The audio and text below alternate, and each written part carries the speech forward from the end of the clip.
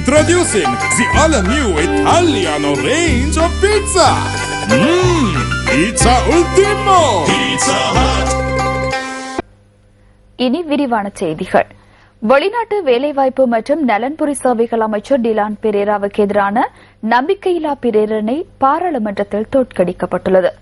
நம்பிக்கையில்லா பிரேரணை ஐக்கிய தேசிய கட்சியினால் இன்று பாராளுமன்றத்தில் சமர்ப்பிக்கப்பட்டது. இந்த நம்பிக்கையில்லா பிரேரணைக்கு ஆதரவாக 32 வாக்குகள் அளிக்கப்பட்டதுடன் எதிராக 136 வாக்குகள் அளிக்கப்பட்டன. இதற்கமைய அமைச்சர் டிலான் பெரேராவுக்கு எதிரான நம்பிக்கையில்லா பிரேரணை 104 மேலதிக வாக்குகளால் தோற்கடிக்கப்பட்டுள்ளது. இதேவேளை வெளிநாட்டு வேலைவாய்ப்பு ஊக்குவிப்பு அமைச்சர் டிலான் பெரேராவுக்கு ஆதரவு வழங்கும் வகையில் இன்று முற்பகல் ஆர்ப்பாட்டம் ஒன்று இடம்பெற்றது. பாராளுமன்ற சுற்றுவட்டத்துக்கு அருகில் இந்த ஆர்ப்பாட்டம் முன்னெடுக்கப்பட்டது.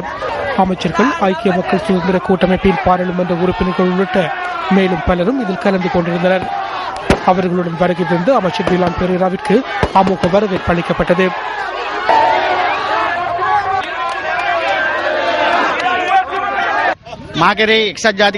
ஐக்கிய தேசிய கட்சி எனக்கு எதிராக 25 வருடங்களுக்கு முன்னரே நம்பிக்கையில்லா பிரேரணையை கொண்டு வந்தது.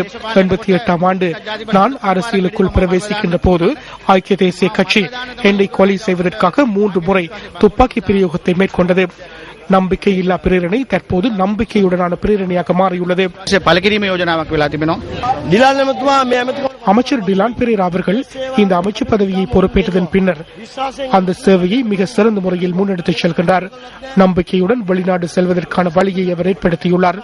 போலியான குற்றச்சாட்டுகள் முன்வைக்கப்படுகின்றமைக்கு எதிராக எமது மக்கள் ஒன்றிணைந்து பதுளையில் அமைச்சர் டிலான் பெரேராவிற்கு நம்பிக்கையூட்டும் கருத்துக்களை தெரிவித்துள்ளனர்.